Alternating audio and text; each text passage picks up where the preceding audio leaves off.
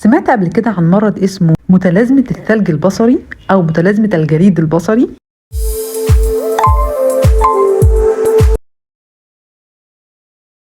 البصر نعمة من أكبر نعم ربنا علينا واللي لازم نشكره عليها دايما. الحمد لله إن احنا بنشوف الطبيعة والدنيا والألوان والتفاصيل. تخيلوا حد كده مجال الرؤية فجأة بقى عنده نقط مشوشة من الأبيض والأسود، أو نقط بتقيد وتطفي سواء العين مفتوحة أو مقفولة، وكل ما يكشف عند طبيب يقول له إن الدنيا تمام وما عندكش حاجة. في مرض اسمه متلازمة الثلج البصري أو فيجوال سنو سيندروم.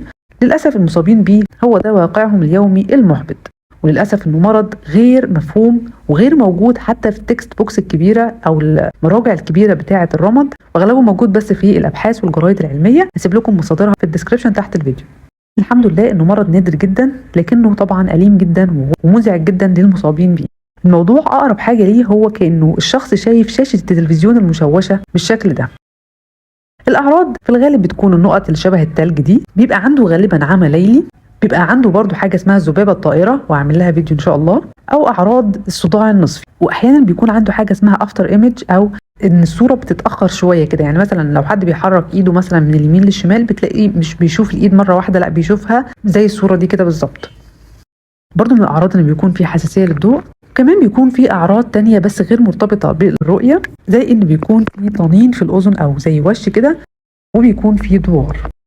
بالتالي المرض ده بيأثر على الأنشطة اليومية للشخص ده. طبعا بتكون ممارسته لحياته أصعب كتير، لأنه إذا كان الشخص الحقيقي شايف الحياة أو الدنيا بالطريقة دي، فالشخص اللي عنده متلازمة الجليد البصري شايف الدنيا بالشكل ده.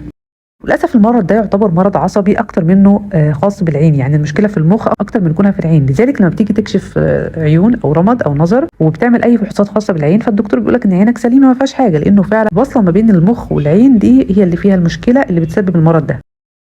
للأسف زي ما قلت إنه غير مفهوم ولسه ما فيش عليه دراسات كتير، بالتالي تشخيصه صعب، وكمان للأسف علاجه صعب أو يكاد يكون ملوش علاج. فالتشخيص غالبا بيكون بس من شكوى المريض اللي احنا قلناها إنه بيشتكي بالأعراض اللي أنا قلتها دي. العلاج بيكون برضو معتمد على بعض الأدوية الخاصة بالأعراض المشابهة، زي أدوية الصداع النصفي، أدوية المضادة للاكتئاب، بعض أدوية الصرع. وفي أبحاث برضو عن استخدام العدسات الملونة، النظارات المصبوغة بالألوان دي، أصفر أو أحمر أو غيره.